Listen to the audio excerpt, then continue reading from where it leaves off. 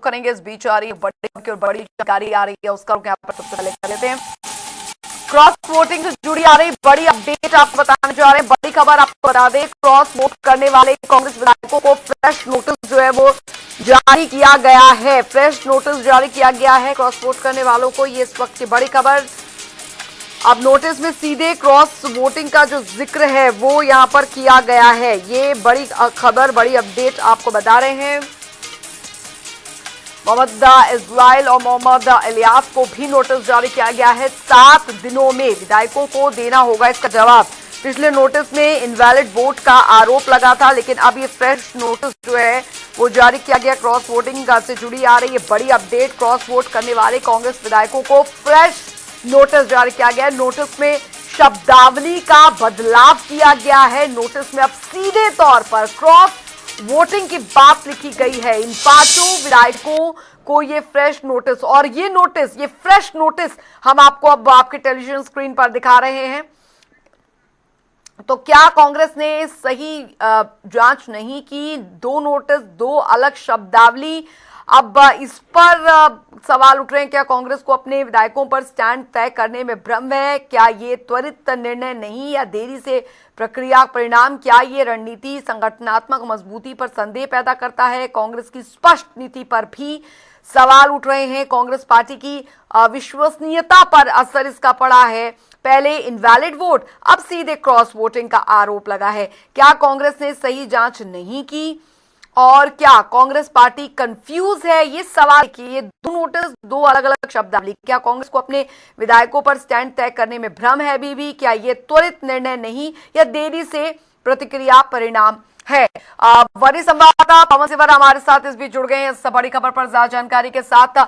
पवन, हरियाणा कांग्रेस में खलबली तो सबके सामने है, जो जाहिर है राज्यसभा चुनाव के बाद जो कुछ भी हुआ, लेकिन अब सबसे बड़ा सवाल ये जो दूसरा नोटिस, फ्रेश नोटिस जारी किया गया और शब्दावली का सीधे तौर पर इसमें चेंज देखने को मिल रहा है, क्या दर्शा रहा है कांग्रेस के अंदर, हरियाणा कांग्रेस के अंदर खाने क्या चल रहा है?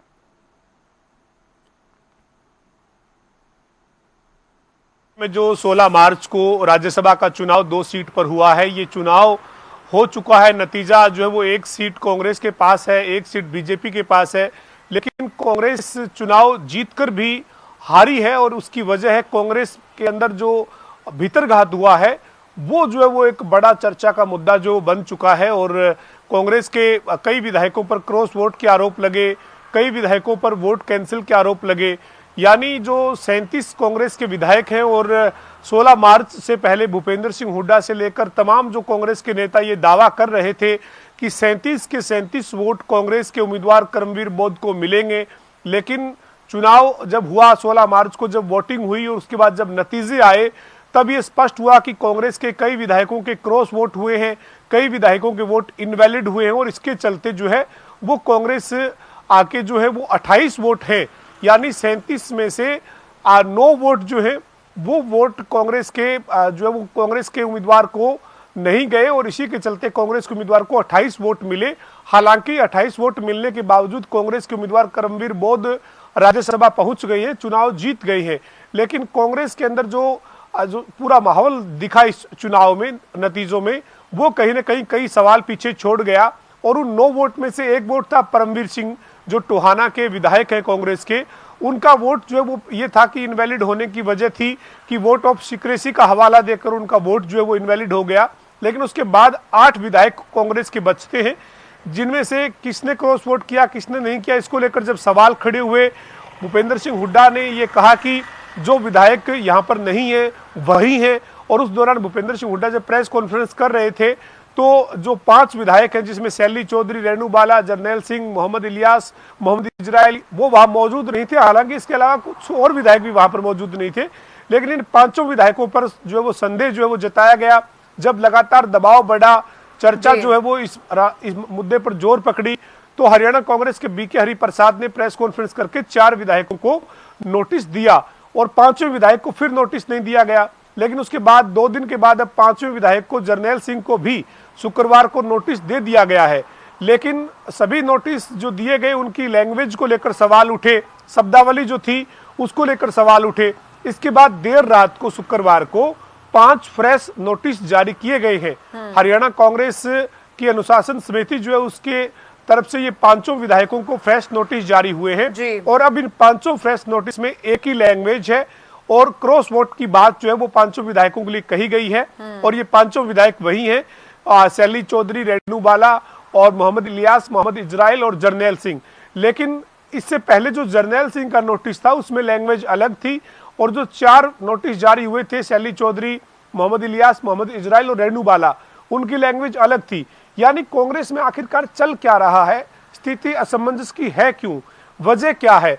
इसके साथ ही जिन विधायकों को नोटिस दिए गए हैं वो ये आरोप लगा रहे हैं कि जानबूझकर उन्हें पार्टी में जो है वो उनको निकालने की कवायद की जा रही है। उनको पार्टी जो है वो जानबूझकर जो है वो हरियाणा के जो नेता है, यानी उन्होंने सीधे तौर पर भूपेंद्र सिंह हुड्डा पर निशाना साधते हुए कहा है कि उनको पार्टी से बाहर का रास्ता दिखाना चाहते हैं, अपने चहेतों को बचाना चाहते हैं। और सीधे तौर पर यह कहा गया कि जिन विधायकों के वोट इनवैलिड है फिर उनके नाम सार्वजनिक क्यों नहीं किए जा रहे, आखिरकार वो विधायक कौन है जिनके वोट इनवैलिड हुए हैं। तो ये तमाम जो चर्चा है वो अब इस चुनाव के बाद भी हो रही है और देखना ये है कि इन 5 विधायकों को जो 1 सप्ताह में जवाब देना है वो 1 सप्ताह में क्या जवाब इन 5 विधायकों की तरफ से दिया जाता है और उसके बाद पार्टी का क्या एक्शन देखने को मिलता है। लेकिन इतना जरूर है कि कांग्रेस चुनाव राज्यसभा का जीत गई है, लेकिन जीतकर भी हारी है और हारी है अपनी पार्टी के अंदर के भीतरघात से, हारी है अपने ही विधायकों की नाराजगी जो खुलकर सामने आई है उससे, और हारी है जो बार बार जो चर्चा हुई कि इनवैलिड वोट किसके थे वो उन विधायकों के नाम सार्वजनिक क्यों नहीं किए जा रहे उनसे। तो कांग्रेस का जो भीतरघात है, कांग्रेस की जो गुटबाजी है वो जरूर सामने आई है। ये आरोप सरकार पर लग रही है, रिटर्निंग ऑफिसर पर लग रही है, ठीक है, उनके ऊपर आरोप है। अगर किसी तरीके से हॉर्स ट्रेडिंग हुई है या फिर आरओ ने अगर गलत तरीके से कोई सरकार के दबाव में काम किया है तो वो आपके आरोप है, उन आरोपों पर भी बात हो सकती है, कार्रवाई की मांग हो सकती है, जांच की बात हो सकती है। लेकिन पार्टी के अंदर भीतरघात जो हुआ, कांग्रेस जो टूटी इस चुनाव में, उसके जिम्मेदार आखिरकार कौन है या उसकी वजह क्या है, ये भी तमाम सवाल है जो हरियाणा कांग्रेस का जो नेतृत्व है उसके ऊपर सवाल खड़ा कर रहे हैं।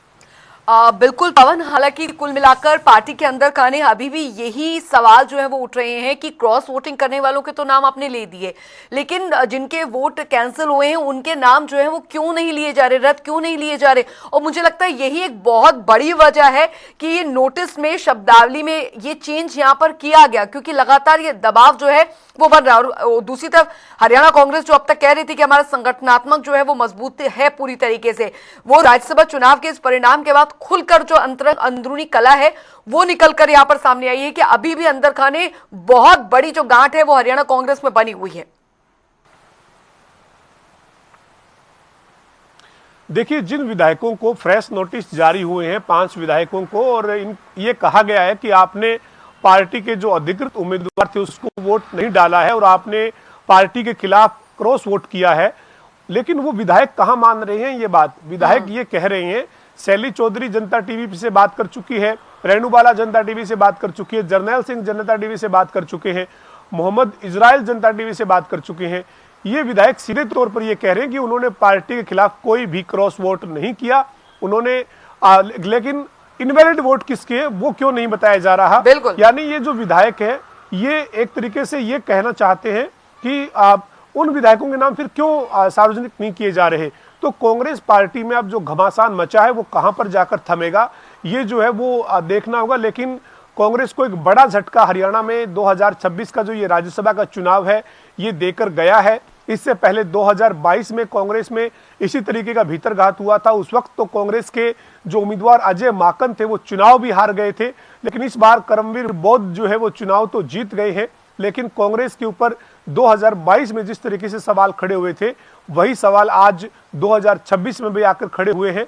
और ये रणनीति आखिरकार कांग्रेस की क्या थी, जब विधायकों को हरियाणा से बाहर शिफ्ट किया गया, बाड़ेबंदी की गई, उनको जो है वो तमाम तरह के प्रशिक्षण दिए गए, इसके बावजूद वो उनके वोट इनवैलिड हो जाए, पार्टी के खिलाफ जाकर वोट हो जाए, तो फिर आखिरकार रणनीति फिर थी क्या।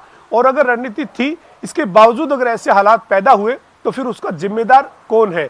हरियाणा में जो सरकार के जो मंत्री हैं, चाहे वो कैबिनेट मंत्री कृष्ण बेदी हो, गौरव गौतम हो, रणबीर गंगवा हो, वो सीधे तौर पर ये कह रहे हैं कि 25% के करीब जो विधायक हैं वो कांग्रेस के खिलाफ गए हैं इस चुनाव में। ऐसे में जो बीके हरिप्रसाद है, हरियाणा कांग्रेस के प्रभारी, या फिर नेता विपक्ष हैं जो कांग्रेस विधायक दल के नेता है भूपेंद्र सिंह हुड्डा, उनको इस्तीफा देना चाहिए, उन पर कार्रवाई पार्टी के हाईकमान को करनी चाहिए। आखिरकार इतने विधायक जो है वो क्यों पार्टी के खिलाफ गए, नेतृत्व के खिलाफ क्यों गए? तो इस तरीके के सवाल जो है वो जो उठ रहे हैं, उसके बीच सरकार अपने तरीके से पलटवार कर रही है। सरकार के जो मंत्री हैं वो कांग्रेस के ऊपर हमलावर है, लेकिन इस चुनाव के अंदर जो है वो जो स्थिति निकल कर आई है उसके बाद कांग्रेस का जो भीतरघात है, कांग्रेस की जो गुटबाजी है वो खुलकर सामने आ गई है। चलिए, बहुत बहुत शुक्रिया पवन सिवर इस तमाम जानकारी के लिए।